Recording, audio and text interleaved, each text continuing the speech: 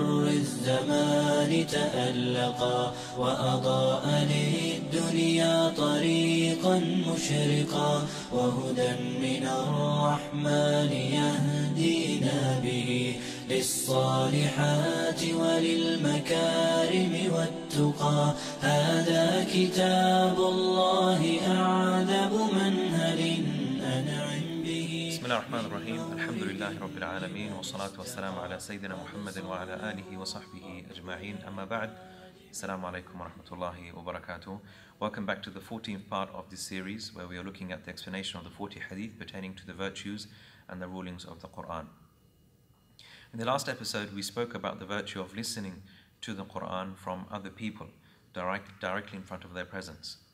And so in this episode we will look at the criteria of how we should decide who a good reciter is. And so the hadith we will look at inshallah is a hadith narrated by Jābir radiallahu anhu, where he reported that the Prophet sallallahu alayhi wa sallam said, إِنَّ مِنْ أَحْسَنِ النَّاسِ صَوْتًا بِالْقُرْآنِ الَّذِي إِذَا سَمِعْتُمُوهُ يَقْرَأ حَسِبْتُمُوهُ يَخْشَى اللَّهِ. That the one who has the best recitation when it comes to the best voice when it comes to the recitation of the Qur'an, he is the one who, when you hear him recite, you see that he has awe of Allah, he has fear of Allah subhanahu wa ta'ala. This is the one who has the best voice with regards to the recitation of the Qur'an. And this is an authentic hadith inshallah reported in Ibn Majah and other books of Hadith. Now, it's very important that everyone understands this hadith, because we find many people, unfortunately, their criteria for deciding a good reciter, it's to a certain degree has swayed away from the prophetic model of understanding how to understand who a good reciter is. A good reciter is not just someone who recites with a beautiful melody and has beautiful rhythm in his tone of voice, but rather the good reciter is the one who, when you see him recite, as the Prophet said, that you feel as though he has awe and khashya of Allah, he fears Allah subhanahu wa ta'ala. So he might not have the best tone of voice. In fact, he might not even sound maybe even that pleasant, but really that should be the correct criteria. Because beautiful recitation of the Qur'an, it is like a key that opens up the treasures to the Qur'an itself. And so you use the key to open the treasure, to open up the door that has a room full of treasures. And so the Qur'an is like that. So in order to access the Qur'an, you need to open the doors. You need to open the doors, and that is the key itself. The recitation is that key. So if you have good recitation of the Qur'an, you are able to tune in and you are able to listen attentively more to the Qur'an, and so you are able to benefit from the teaching of the Qur'an. However, for many of us today, what we do, we take the key and we just marvel at the key. We are amazed by the key, but we don't understand that the beautiful recitation has a purpose in order to make a person more attentive when listening to the Qur'an itself.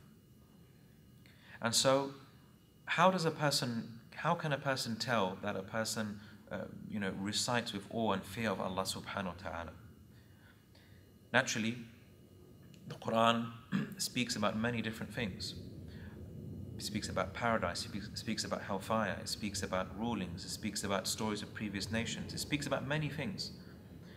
And so the good reciter is the one you can tell that he is understanding what he is reciting. So for example, when he passes by ayat of Jahannam, then he may, for example, lower his tone of voice.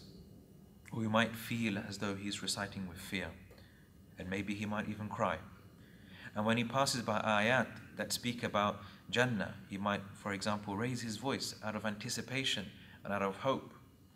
And when he speaks about, when he recites those ayat that speak about, for example, how the mushrikeen would speak about Allah subhanahu wa ta'ala, then he might lower his voice, because it's a mighty thing to say things about Allah, such as ascribing sons to Allah subhanahu wa ta'ala or daughters to Allah subhanahu wa ta'ala.